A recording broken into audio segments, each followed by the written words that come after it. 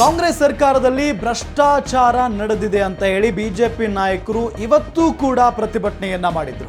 ಕಾಂಗ್ರೆಸ್ ಸರ್ಕಾರದಲ್ಲಿ ಭ್ರಷ್ಟಾಚಾರ ಆರೋಪಿಸುವ ದರಪಟ್ಟಿ ಹಿಡಿದು ಬಿಜೆಪಿ ನಾಯಕರು ಇವತ್ತು ವಿಧಾನಸೌಧ ಆವರಣದ ಗಾಂಧಿ ಪ್ರತಿಮೆ ಬಳಿ ಪ್ರತಿಭಟನೆ ನಡೆಸಿದ್ರು.